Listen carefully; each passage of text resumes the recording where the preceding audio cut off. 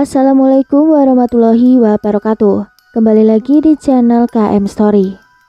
Kisah kali ini Mimin akan membawakan cerita yang ditulis oleh Kak Lian Dating Punya Brahma. Cerita ini diberi judul Wanita Iblis. Sebelum masuk ke ceritanya, Mimin doakan sahabat pendengar sehat selalu dan lancar rezekinya. Amin ya rabbal alamin. Dan jangan lupa untuk mendukung channel ini dengan cara like, komen, dan subscribe. Terima kasih. Baiklah, langsung saja kita masuk ke ceritanya dan selamat mendengarkan.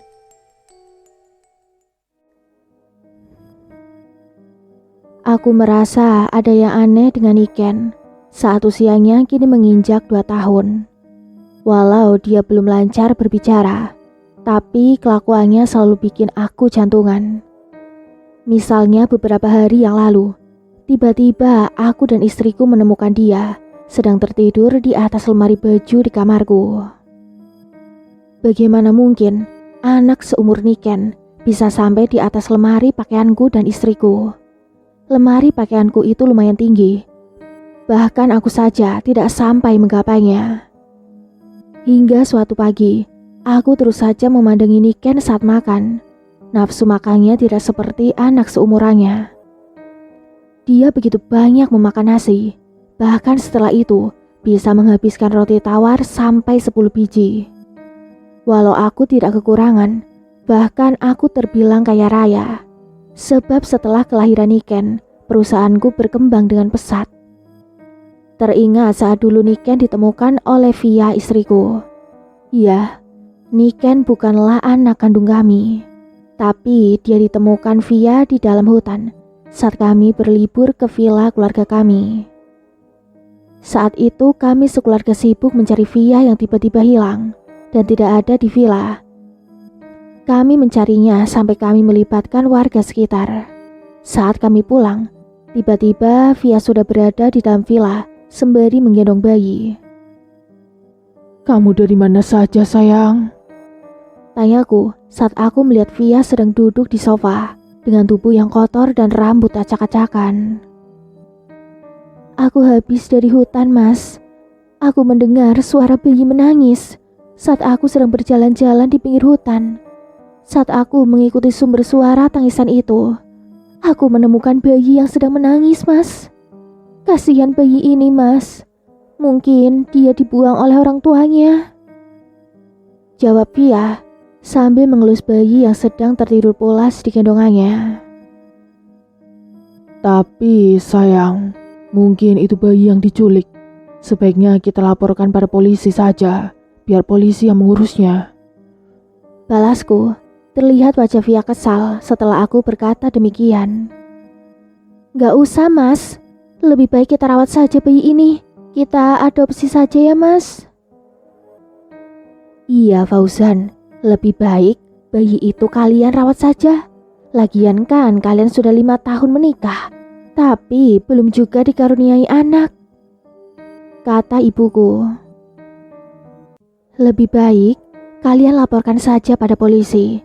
Takutnya nanti kalau anak itu diculik, kalian yang kena imbasnya," timpal ibu mertuaku, ibunya Via. Ibuku mendukung Via, namun ibu mertuaku mendukungku karena Via terus saja bersikeras untuk mengadopsi bayi itu.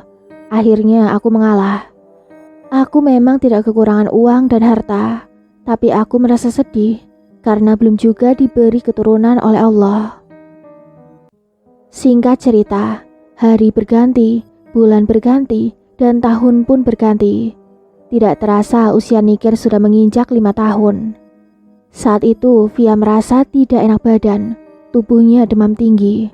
Aku segera membawa dia berobat ke rumah sakit. Alhamdulillah, dari hasil tes Via dinyatakan hamil oleh dokter. Aku sangat bahagia saat tahu Via sedang hamil, begitupun ibu dan juga ibu mertuaku. Saat usia kandungan Via menginjak 3 bulan, terjadi hal yang ganjil. Suatu malam, aku melihat Niken berada di samping tempat tidur kami. Saat itu baru saja aku dari ruang kerjaku dan berniat untuk tidur karena jam menunjukkan pukul 2 dini hari. Aku sangat terkejut mendapati Niken yang sedang mengelus-elus perut istriku yang telah tertidur dengan lelap. Niken sedang berbicara saat mengelus-elus perut Via. Entah apa yang sedang ia katakan. Aku tidak begitu jelas mendengar kata-katanya karena dia seperti berbisik. Aku perlahan-lahan mendekati Niken dan mendengarkan dengan seksama. Ternyata dia sedang bernyanyi dan menyanyikan lagu berbahasa Jawa. Entah apa arti dari lagu itu. Aku merinding saat mendengar Niken berdendang. Bagaimana bisa anak usia 5 tahun bernyanyi dan nyanyian itu berbahasa Jawa? Aku pun menegur Niken yang saat itu tengah asyik mengelus-ngelus perut Via. Niken, sedang apa kamu di sini? Tanya aku perlahan sambil menepuk pundak Niken karena takut membangunkan Via yang sedang tertidur. Ibu minta dedek. Jawabnya singkat. Aku sedikit bingung karena Niken bilang ibu, padahal dia memanggil Via dengan sebutan bunda. Ibu siapa Niken? Tanya aku penasaran. Ibu minta dedek. Jawabnya sambil menunjuk ke arah jendela. Aku pun melihat ke arah jendela dan tidak ada siapapun di sana. Ya sudah, ini sudah malam. Ayo ayah antar Niken ke kamar. Setelah kejadian malam itu, aku menjadi tidak tenang. Aku takut terjadi sesuatu pada Via.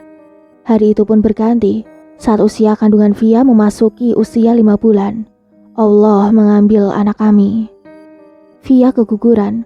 Dokter mengatakan kalau Via kecapean. Walau demikian, kami terus berusaha agar Via kembali hamil. Alhamdulillah, Allah kembali memberi kami kepercayaan. Selang beberapa bulan, setelah Via keguguran, dia kembali hamil. Aku sangat bersyukur atas karunia Allah ini. Kali ini, aku memperhatikan Via untuk menjaga kandungannya baik-baik. Hingga suatu malam, Niken menangis ingin tidur di kamar kami. Dia ingin dikeloni oleh Via. Dia terus saja merengek, sampai akhirnya Via membawa Niken untuk tidur bersama kami. Walau aku tidak suka, tapi aku tidak bisa berbuat apa-apa, karena Niken terus saja merengek. Saat sedang tidur, aku kembali mendengar suara seseorang sedang bersenandung. Persis seperti beberapa bulan yang lalu. Tapi kali ini suara itu seperti suara seorang wanita dewasa. Seperti seseorang yang sedang nyinden lagu Jawa, pelan namun halus. Telingaku mendengar sangat jelas suara wanita yang bersenandung itu. Aku duduk dari posisiku yang awalnya berbaring. Aku melihat ke arah Niken yang berada di antara aku dan Via. Ku perhatikan mulutnya, apakah dia yang bersenandung atau bukan. Saat aku perhatikan Niken sedang tertidur dengan lelap. Tapi, kenapa suara itu masih terdengar juga olehku? Aku dengan perlahan menggendong tubuh Niken dan memindahkan Niken ke kamarnya. Setelah menyelimuti tubuh Niken, aku pun segera keluar dari kamarnya. Aku tidak betah berlama-lama berada di dalam kamar Niken. Entah kenapa, tapi boneka-boneka yang berjejer rapi di rak membuatku menjadi merinding. Aku memperhatikan satu persatu boneka-boneka itu. Seketika bulu kuduku meremang. Sepertinya boneka-boneka itu melihatku dengan cara yang berbeda. Cukup seram bagiku. Aku segera pergi dari situ. Aku ingin menutup pintu kamar Niken. Aku sekali lagi melihat ke arah Niken dan memperhatikannya. Dia tidur lelap di atas tempat tidur. Segera aku tutup pintu dengan rapat. Saat aku kembali ke kamarku, kulihat Via sudah berada duduk di meja riasnya sambil menyisir rambut yang panjang. Aku sedikit terkejut karena setahuku rambut Via hanya sebatas pundak. Tapi kenapa kali ini sampai menyentuh lantai?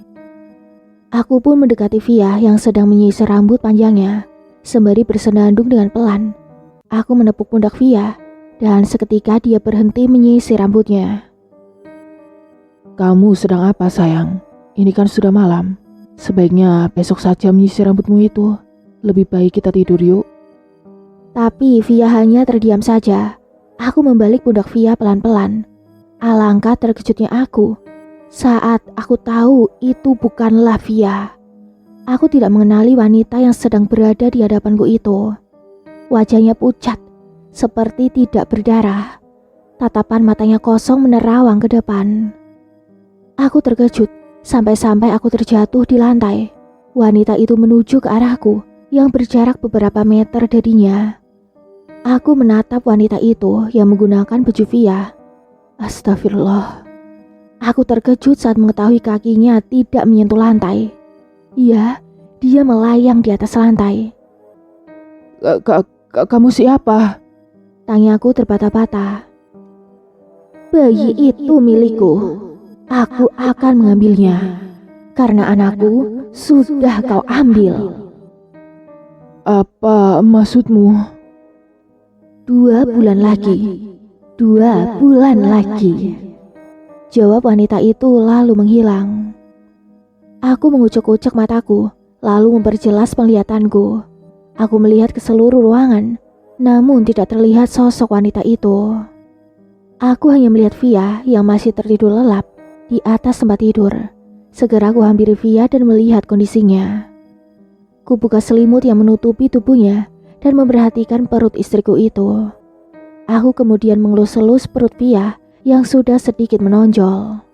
Kemudian aku membacakan sholawat sembari mendekatkan mulutku di perut istriku. Mas, sedang apa? Tanya Via terbangun dari tidurnya. Tidak sedang apa-apa sayang. Cuman ingin melantunkan sholawat pada anak kita. Kamu ada-ada saja sayang. Lebih baik kita tidur yuk, udah larut tuh. Dengan kejadian tadi malam, aku tidak tenang. Aku ini sebenarnya orang yang tidak percaya tentang hal gaib.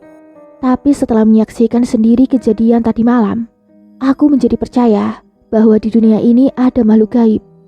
Aku segera berkunjung ke rumah ibu mertuaku. Aku menceritakan kejadian yang kualami tentang Niken.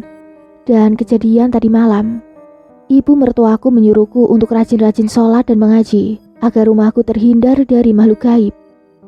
Aku pun mengikuti petunjuk ibu mertuaku. Saat aku melaksanakan sholat, Via merasa kegerahan. Aku berkata seperti itu karena tiba-tiba Via menyalakan AC, padahal dia selalu menghindari udara dingin. Baru juga rokaat pertama, aku mendengar Niken yang merengek, cenderung menangis di depan pintu kamarku. Via segera menggendong Niken yang menangis dan membawa Niken ke ruang TV. Tapi Niken masih saja menangis, bahkan semakin keras saja. Setelah aku selesai melaksanakan sholat, barulah Niken berhenti menangis. Sayang, besok pengasuh Niken akan sampai di sini. Kataku pada Via. Loh, kok nggak bilang sama aku, Mas? Aku nggak mau kamu kelelahan mengurus Niken, sedangkan kamu sedang mengandung. Kamu ingat apa kata dokter kan? Tapi aku masih sanggup mengurus Niken kok, Mas. Tolong, kali ini saja kamu nurut sama aku ya sayang.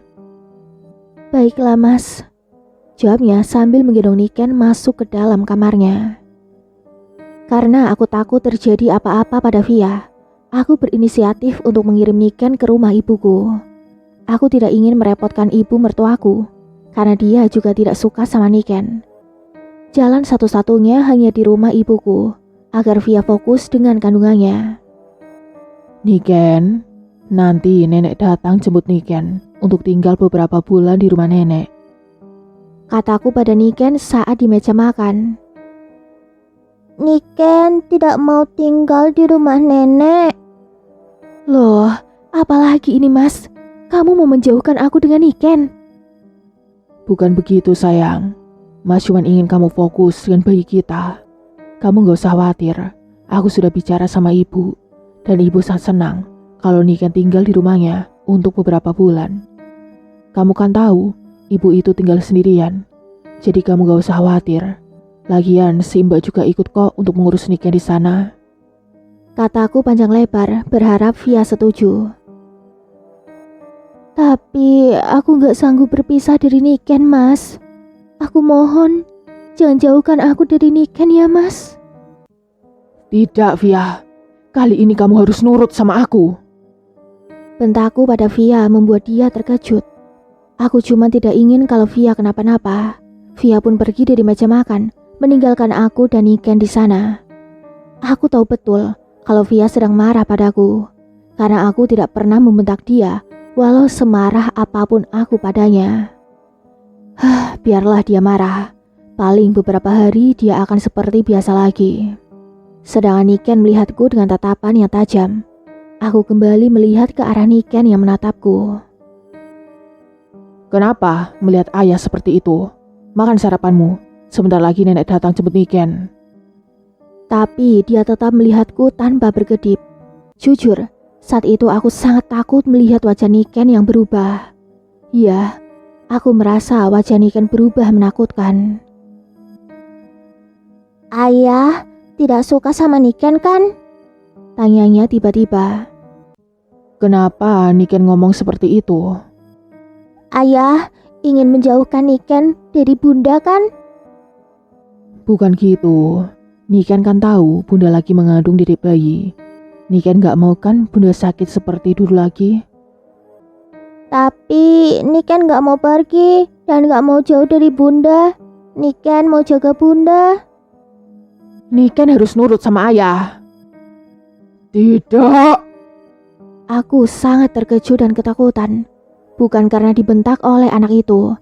Melainkan tiba-tiba suara Niken berubah menjadi suara laki-laki dewasa. Lalu pergi meninggalkanku di meja makan sendirian. Sedangkan dia pergi menuju kamarku dan Via. Untuk beberapa saat aku tertegun dengan kejadian itu. Aku pun segera menuju kamarku. Aku takut kalau Via kenapa-napa. Aku melihat Via dan Niken sedang berpelukan dari pintu kamar yang sedikit terbuka. Aku membuka sedikit pintu kamar lagi dan mendengarkan apa yang sedang dikatakan Niken pada Via. Bunda gak usah takut ya. Niken gak lama kok di rumah nenek. Iya sayang, Bunda pasti sangat merindukan Niken. Bunda tenang saja. Gak akan ada yang bisa memisahkan Niken dari bunda. Bahkan ayah sekalipun. Aku merasa kalau Niken itu menakutkan. Dia berbicara tidak seperti anak usia 5 tahun. Setelah itu, mereka berpelukan. Saat Niken ingin keluar dari kamar, tak lupa dia mengelus-elus perut Via dengan lembut. Aku segera menjauh dari pintu kamar. Saat sedang di ruang kerja, aku mendengar suara ibuku yang memanggil Niken. Segera Niken keluar kamar dan berlari memeluk ibuku. Aku pun menghampiri ibuku dan mencium punggung tangannya. Maaf ya Bu, aku merepotkan ibu dengan menjaga Niken beberapa bulan ini. Aku janji, setelah Via melahirkan, Niken akan aku jemput. Gak apa-apa, lagian ibu seneng kok. Ibu kan gak ada temennya di rumah. Ibuku pun segera menggandeng tangan Niken pergi dari rumah. Untung saja Via sedang tertidur di kamarnya. Jadi tidak akan terjadi drama perpisahan di rumah ini. Tak terasa 2 bulan sudah Niken tinggal di rumah ibuku. Aku merasa senang karena tidak terjadi apa-apa pada Via. Ancaman makhluk halus itu tidak terbukti. Tapi tiba-tiba ponselku berbunyi. Halo, ada apa Mbak? Tumben nelpon jam segini. Apa Niken nakal dan rewel? Bukan Pak, tapi ibu. Kenapa dengan ibu? Mbak jangan panik, ceritakan dengan jelas ada apa dengan ibu. Ibu meninggal Pak. Jawabannya membuat aku syok mendengar perkataan pengasuh Niken itu. Apa? Kenapa bisa? Ibu, kenapa Mbak? Iya sudah, tunggu di sana, aku segera ke sana. Setelah sampai di kediaman ibuku, segera aku masuk dan memanggil-manggil ibuku. Pengasuh Niken pun keluar dengan wajah yang panik, sedangkan Niken duduk di atas kasur ibuku, tepat di samping tubuh ibuku. Aku melihat Niken bersenandung sambil menatap tajam ke arah tubuh ibuku yang tergeletak terlentang. Wajah ibuku membiru saat ku dekati. Aku mengguncang tubuh ibuku, ku pegang pergelangan tangan ibuku. Dingin. Tangan ibuku sudah dingin sedingin es. Wajahnya biru, tidak ada tanda-tanda kehidupan lagi. Aku segera menggendong ibuku untuk masuk ke dalam mobil, lalu membawanya ke rumah sakit. Sedangkan pengasuh Niken dengan sigap menggendong Niken, lalu mengikutiku masuk ke dalam mobil. Singkat cerita, ibuku ditangani oleh dokter di ruang ICU untuk memastikan keadaan ibuku. Bagaimana ini bisa terjadi, Mbak? Ibu kenapa? Kok bisa ibu seperti ini? Tanyaku membabi buta. Maaf Pak, saya juga tidak mengerti kenapa ibu menjadi seperti itu. Saat itu saya sedang mandi dan ibu sedang bersama Noniken di kamar. Setelah saya selesai mandi, saya ke dapur berpamitan ingin membuat susu untuk Noniken. Tapi saya dengar suara sesuatu terjatuh di atas genteng, Pak. Apa yang terjatuh, Mbak? Apakah ada seseorang yang melempar genteng rumah ibu? Nggak tahu juga, Pak. Saat saya keluar dan periksa nggak ada apa-apa, Pak. Terus saya mendengar Noniken bersenandung dari arah kamar ibu. Awalnya suara Noniken biasa saja, tapi lama-lama berubah menjadi suara wanita dewasa. Terus, Mbak? Jujur, Pak, saya merinding mendengarkan suara itu. Lalu saya menuju kamar ibu dan sudah mendapati ibu seperti ini. Aku merasa ini sudah tidak benar lagi. Aku yakin ada yang aneh pada diri Niken. Aku sudah curiga sejak pertama kali Via menemukan Niken di hutan waktu itu. Aku menatap wajah Niken yang sedang duduk di bangku tepat di hadapanku. Dia duduk sambil mulutnya komat-kamit. Entah apa yang sedang dia katakan. Sepertinya dia sedang mengobrol dengan seseorang. Dengan keluarga Ibu Sutina. Suara dokter mengagetkanku. Iya, saya anaknya, Dok. Ucapku sambil mendekati dokter. Maaf, Pak. Ibu sudah tidak ada lagi. Beliau sudah beberapa jam yang lalu meninggal dunia akibat serangan jantung. Tidak bisa disembunyikan lagi.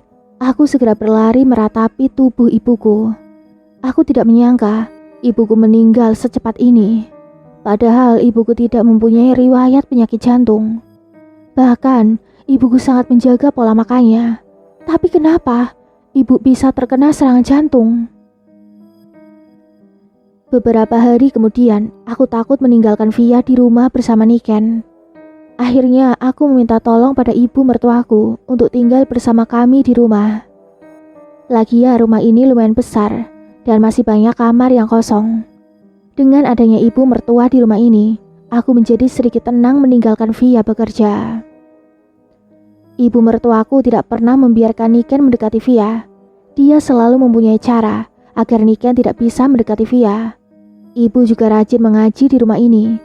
Aku juga merasa lebih nyaman dan tenang berada di rumah ini. Tapi, suatu hari ibu mertuaku terjatuh dari tangga. Ibu mertuaku masuk ke rumah sakit dan dirawat beberapa hari di sana. Saat aku dan Via menjaga ibu mertuaku di rumah sakit, ibu mertuaku berpesan padaku. Fauzan, kau harus berhati-hati pada Niken, nak. Bukannya ibu suuzon pada Niken, tapi ibu merasa Niken itu bukanlah manusia pada umumnya. Iya, Bu. Aku juga merasa seperti itu. Makanya aku takut kalau Niken mendekati Via. Apa yang harus kita lakukan, Bu? Lebih baik pulangkan saja dia ke hutan. Kalau tidak, antar dia ke panti saja, nak. Ini demi kebaikan keluarga kita. Kemarin, ibu merasa kalau Niken berbeda. Ibu melihat tubuh Niken berubah menjadi menyeramkan, nak. Tubuhnya berubah menjadi besar, tinggi, dan bertaring. Makhluk menyeramkan itu memiliki mata yang besar dan merah. Dia melotot pada ibu saat ibu mengaji. Astagfirullah. Setelah ibu selesai ngaji, tubuhnya berubah kembali seperti sedia kala, nak. Lebih baik kamu berhati-hati kalau sedang di rumah ya. Ingat sholat, karena setan atau jin tidak akan mengganggu manusia yang taat. Aku hanya mengangguk, lalu aku mengarahkan pandanganku pada Via yang tertidur pulas di atas sofa. Aku mendekati Via yang sedang tidur, sembari mengelus lembut rambutnya. Singkat cerita, dengan penjagaan ibu mertuaku dan kewaspadaanku, akhirnya bayi kami pun lahir dengan selamat. Anakku itu berjenis kelamin perempuan, sangat cantik, secantik ibunya. Aku sungguh senang, begitupun ibu mertuaku. Akhirnya ancaman makhluk halus itu tidak terjadi, walau ibuku telah meninggal. Aku masih curiga dengan Niken yang telah menyebabkan ibuku meninggal. Hari berganti hari, bulan berganti, dan tahun pun berganti. Hari ini adalah ulang tahun anakku yang ke-18 tahun. Ya, Fitri, anakku itu sudah tumbuh menjadi gadis yang sangat cantik. Selain cantik, dia juga soleha dan berbakti pada orang tuanya. Sebelum acara dimulai, Fitri menangis terseduh-seduh, menghampiri bundanya ke kamar kami. Saat itu kami sedang bersiap-siap untuk acara ulang tahun Fitri. Loh, kamu kenapa sayang?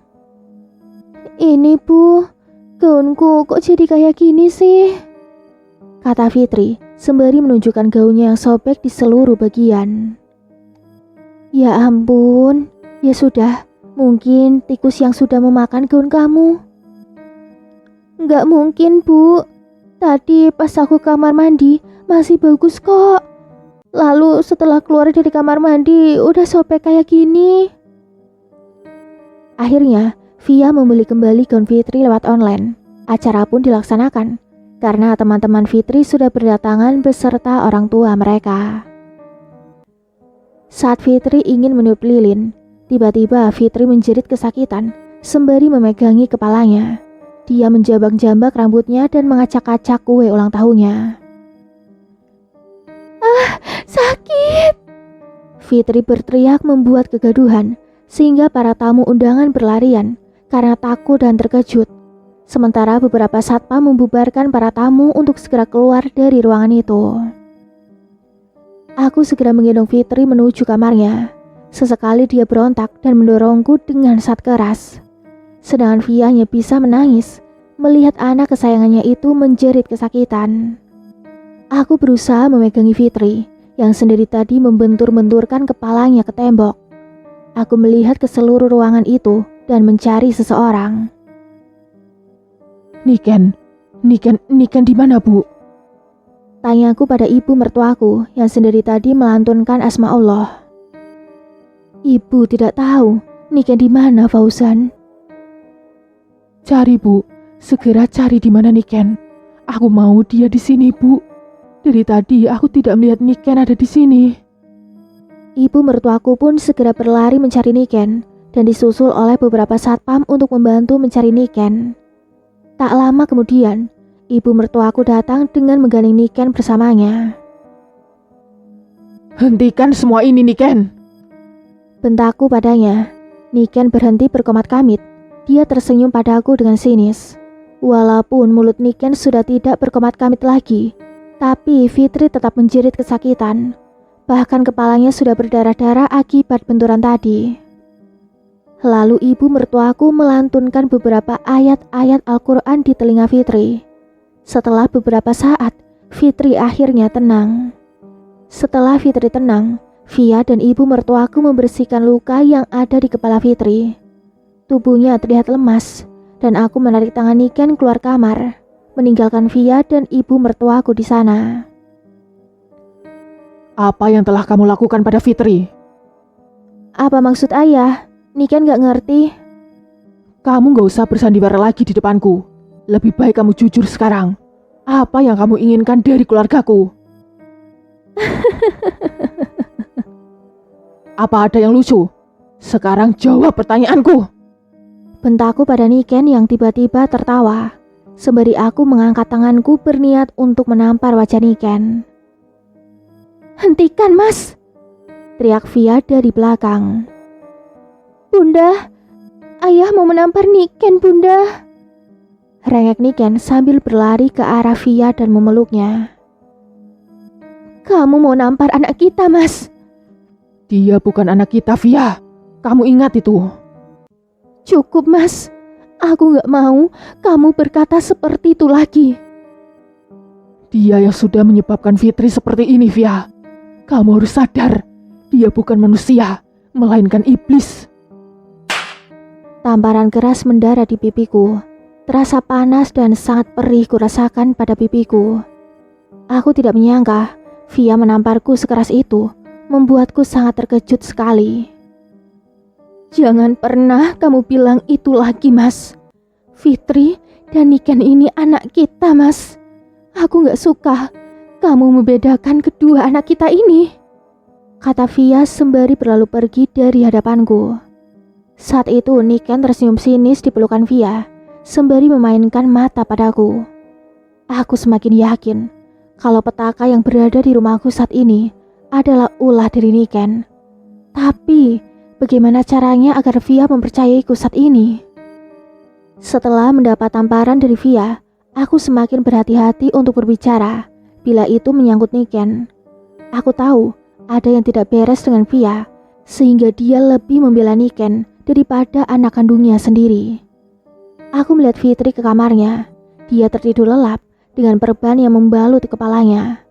Bukannya aku tidak mau membawa anakku itu ke rumah sakit, tapi Via tidak mengizinkanku membawa Fitri ke rumah sakit. Aku kembali menutup pintu kamar Fitri yang tengah tidur lelap di pelukan mertuaku. Aku menutup pintu perlahan, namun tiba-tiba, "Ayah, sedang apa di sini?" Pundakku ditepuk oleh Niken dari belakang, membuatku terkejut. Kamu Niken, kamu yang sedang apa di sini? Apa kamu mau mencelakai Fitri lagi? Ayah ngomong apa sih? Mana mungkin aku celakai adikku ya? Fitri itu kan adikku. Ayah jangan menuduh Niken tanpa bukti. Sudahlah, kamu gak usah bersandiwara lagi Niken. Aku capek melihat dramamu selama ini. Sekarang kamu jujur aja, kamu mau apa? Bener. Ayah mau tahu apa maunya Niken? Jawabnya sambil mengelus tanganku dengan lembut. Segera aku menepis tangan Niken dari tanganku. Anak ini semakin berani saja padaku. Niken cuma ingin kasih sayang ayah dan bunda itu hanya untuk Niken. Yang terpenting lagi, kasih sayang ayah seutuhnya hanya untukku. Kata Niken membuatku menjadi merinding. Bibir Niken tersenyum padaku, senyuman genit. Selain terkejut dengan sikap Niken, aku juga merasa anak ini berusaha menggodaku. Entah kesetanan atau memang inilah sifat aslinya. Tapi aku menjadi risih dan jijik melihat wajahnya yang sok polos itu. Dengar ya, kamu ini sedang kerasukan atau memang sengaja merayuku. Tapi aku akan sekuat tenaga untuk menjaga keluargaku dari iblis sepertimu ini. Oh, ayah mau main-main denganku ya? Ingat ayah, keluarga ini dalam genggamanku, termasuk bunda. Apakah ayah mau melihat bunda menderita? Atau ayah mau melihat anak kesayangan ayah itu nyawanya di ujung tanduk? Apa maksud kamu? Jangan berani-berani kamu mengancamku. Kamu bisa apa, ha? Aku tidak akan membiarkan hal itu terjadi. Ini semakin seru saja. Baiklah ayah, ayo kita lihat sejauh mana ayah melindungi keluarga ini. Kata Niken sambil berlalu pergi meninggalkanku di depan kamar Fitri.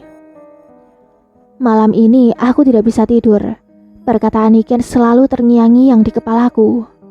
Sekarang semuanya menjadi semakin jelas kalau Niken bukanlah manusia pada umumnya.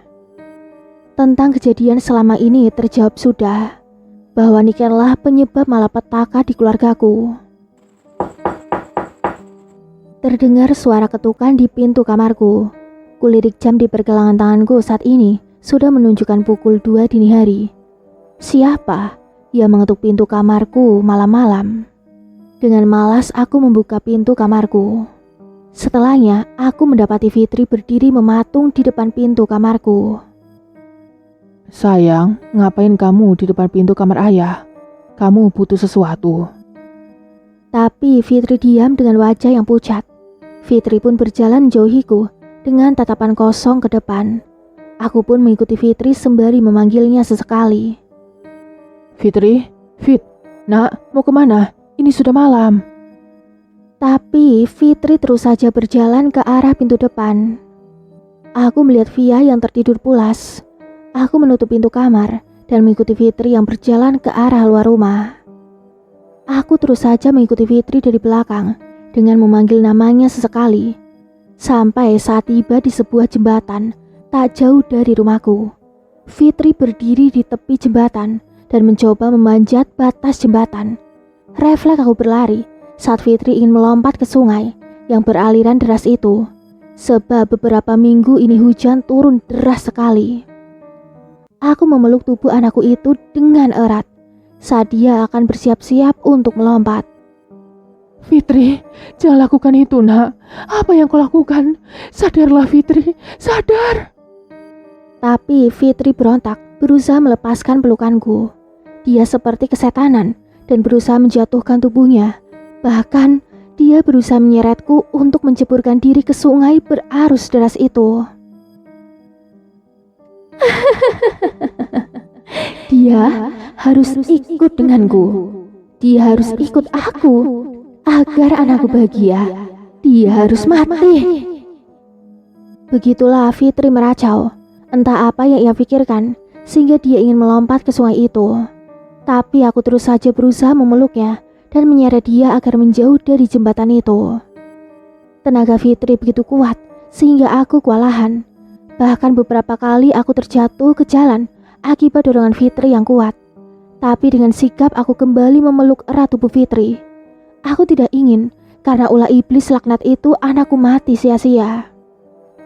Aku membaca ayat-ayat Al-Quran dengan keras di telinga Fitri sehingga membuat dia berteriak-teriak. Aku terus saja membaca ayat-ayat Al-Quran dan tidak peduli Fitri berteriak sekuat apapun. Hingga beberapa menit kemudian Fitri pingsan dan terjatuh ke jalan. Aku segera mengirim Fitri, anak kesayanganku itu, kembali ke rumah. Tapi tiba-tiba rumahku berbeda. Ya, ini bukan rumahku. Padahal jalan yang kulalui sudah benar. Aku yakin ini jalan menuju rumahku. Tapi kenapa menjadi hutan yang lebat? Kulihat sekeliling hanya ada pohon-pohon besar yang menjulang tinggi. Aku menjadi bingung sekaligus takut. Kenapa tiba-tiba ada hutan di tengah kota? Mana perginya rumahku? Dan juga kemana perginya rumah-rumah mewah di sekitar rumahku. Aku meletakkan tubuh Fitri yang sedari tadi pingsan dan membaringkannya di pahaku. Aku sangat takut saat ini. Aku memejamkan mataku dan berdoa pada Allah agar aku dan Fitri dilindungi dari jin jahat dan mengembalikanku ke rumahku. Saat aku membuka mataku, Fitri sudah tidak ada di pangkuanku. Aku heran, kemana anakku itu? Apa jangan-jangan dia telah diambil oleh jin jahat penunggu tempat ini? Aku berdiri dan melihat ke sekeliling. Aku memanggil-manggil anakku itu, tapi tidak ada jawaban. Aku berjalan di kegelapan malam mencari Fitri, sembari memanggil namanya. Aku berjalan, aku berteriak-teriak memanggil Fitri. Bukannya jawaban yang kudapat, tapi suara tawa seorang wanita yang cekikikan, disusul suara geraman yang membuat aku merinding. Aku ketakutan mendengar suara itu, sampai-sampai aku berlari. Tapi suara itu terus saja mengikuti kemanapun aku berlari. Bruk! Aku terjatuh karena tersandung akar pohon. Kakiku sangat sakit, sepertinya kakiku tergilir. Tapi aku terus saja berusaha untuk bangkit dan kembali berlari, karena suara itu semakin lama semakin keras saja, dan semakin dekat di belakangku. Ya Allah, tolonglah hamba-Mu ini ya Allah. Jangan biarkan iblis menang ya Allah. Tiba-tiba, aku mendengar suara dari kejauhan. Suara itu samar-samar ku dengar. Fauzan, Fauzan, kamu dengar suara ibu, nak? Suara itu seperti suara ibu mertuaku. Ya, itu memang suara ibu mertuaku. Bu, apakah itu ibu? Tolong aku, Bu. Aku tersesat di dalam hutan yang gelap. Aku gak tahu harus kemana, Bu. Di sini sangat gelap, Bu. Fauzan, dengarkan suara ibu, nak. Ikuti suara ibu, Fauzan. Begitulah suara ibu mertuaku, semakin jelas ku dengar. Aku pun mengikuti asal dari suara itu. Walau dengan meraba-raba, aku terus saja mengikuti suara itu, yang semakin lama suara ibu mertuaku itu semakin jelas dan keras ku dengar. Hingga aku tiba di depan 2 buah pohon besar. Di balik kedua pohon itu, terdapat cahaya yang sangat terang. Yang satu berwarna putih, dan satunya lagi berwarna emas. Cahaya itu sangat menyilaukan di mataku. Ayah, tolong Fitri, ayah. Terdengar suara dari balik pohon yang berwarna emas. Itu suara Fitri. Aku segera berjalan menuju cahayanya yang berwarna emas itu. Aku yakin anakku saat itu butuh pertolongan. Tidak, nak. Jangan ikuti suara itu. Fauzan, pulanglah, nak. Terdengar suara ibu mertuaku di pohon yang satunya. Sekian dulu untuk cerita kali ini. Tunggu kelanjutannya di video selanjutnya. Terima kasih yang sudah menyimak. Mimin pamit undur diri. Wassalamualaikum warahmatullahi wabarakatuh.